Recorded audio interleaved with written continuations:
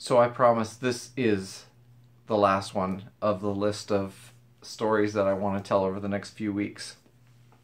So I mentioned some of the highlights at the beginning of the last video.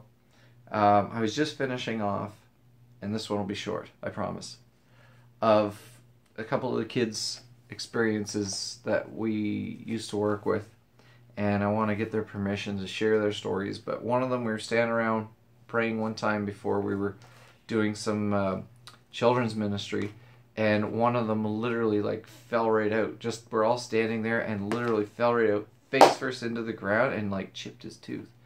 And it was a pretty radical experience.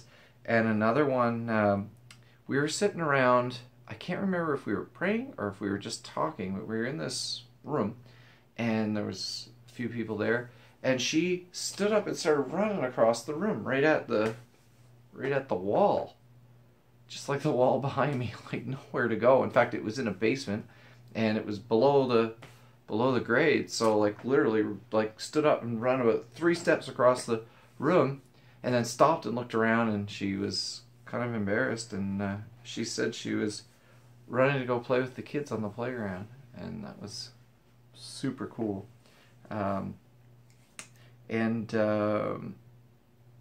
Another time that when I had won all that money that I had mentioned earlier on in my list from the radio station, as a result of that and some changes I made in my life at the time, I had decided to go on this trip to New York City for street evangelism and ministry type thing, and it was going to be $1,200 to go, and I only had $500.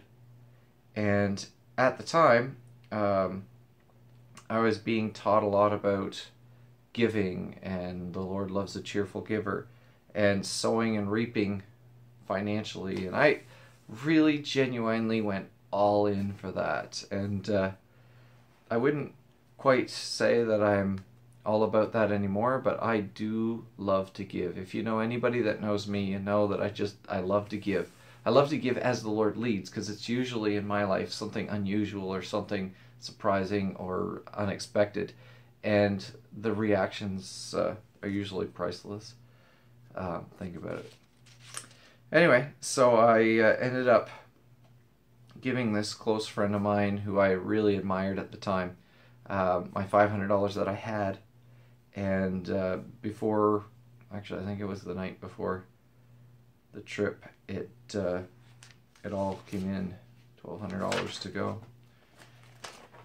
And then the last thing, which came to me tonight after I watched the video, which I'll link again below, that really rocked my world, is I had a dream and I thought it was my grandfather, and then after the dream it really didn't make sense that it was the grandfather I was thinking of, and then I had assumed, well, maybe it was my other grandfather, and it was about this